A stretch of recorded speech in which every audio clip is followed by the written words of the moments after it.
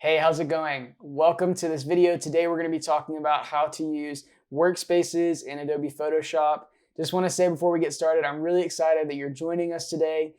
Whenever we learn about small things like this, it can seem kind of menial, but I just want to say that every small piece that you learn plays a part in you becoming a really great designer, a really great photographer, whatever it is that you're using Photoshop for. So really bite into the small details, and I promise that they will help you become a greater designer in the future. All right, without further ado, let's jump into Photoshop Workspaces. All right, so jumping into Photoshop here, we have got the artboard that we created last time, this test document digital. And so that's the one we made, 1600 by 1600 pixels. The resolution was 72 pixels per inch. And then our mode was RGB color. So we're gonna be working within that one, but really we're not actually gonna start diving into any of this stuff yet. I want you to get familiar with all of these things that are happening around the artboard.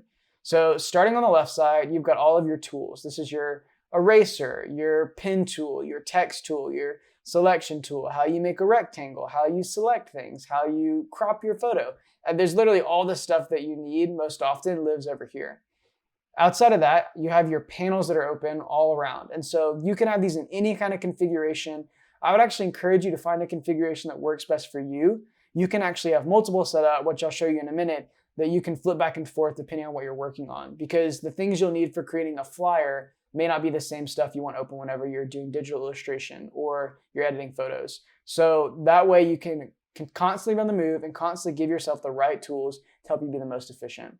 So the things that I prioritize and having open that I would recommend to you, definitely the layers panel. So the layers panel are giving me a look at all the layers in my document. It's a great tool for being able to adjust things, move things around, and you're really constantly working within that in Photoshop. Other things, I have some preset styles that I use often and my swatches, which are the recent colors I've used and then also ones that I've saved.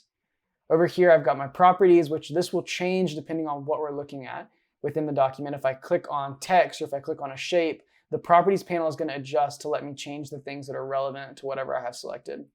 Paragraph helps me reflow my text easily. Character is really important if you're ever working with text because it shows your font, your weight, all of your style sizes, everything. And if you're missing these options at the bottom, sometimes those are hidden. So you just want to drag down on the bottom of your panel and that'll make sure you get all these other little options. I don't use these bottom ones too often, but you never know. I also have my libraries. This is where I have different libraries for different clients where I can have their brand colors, different assets that I can drop into my document with ease. So those are kind of the things I use often. I guess I don't want to forget my timeline tool down here. This is what you use to create a GIF or other kind of video type elements.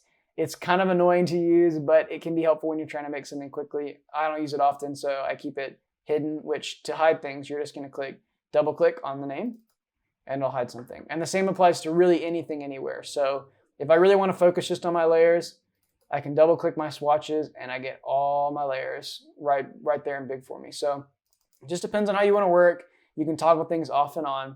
I want to show you two really helpful shortcuts. One of these is if you don't see this ruler guide here, this will show you where you are within your document. There's a lot of different tools for the rulers. You can create guides, different things like that. But if you want to toggle that, or if you don't see it yet, you can just click Command R. That will show or hide that ruler.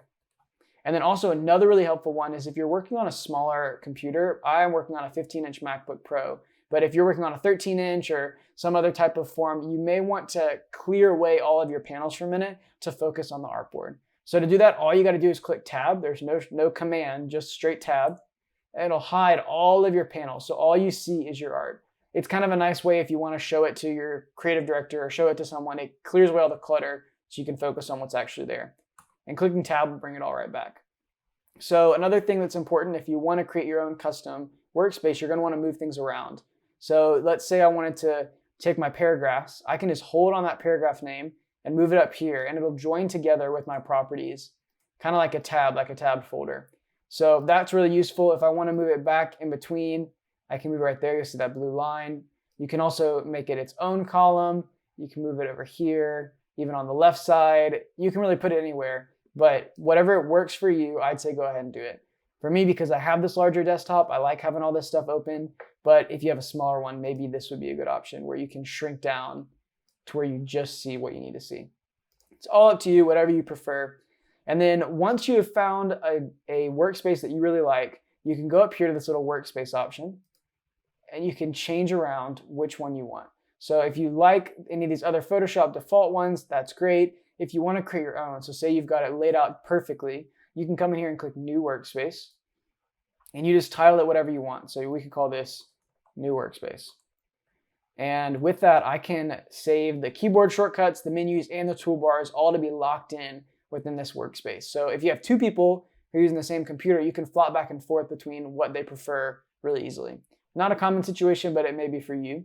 And then also, if you have a workspace that's already made, but you've updated things and you want to make sure that your workspace is saved with your latest version, you just type in the name of what it's already called and save it.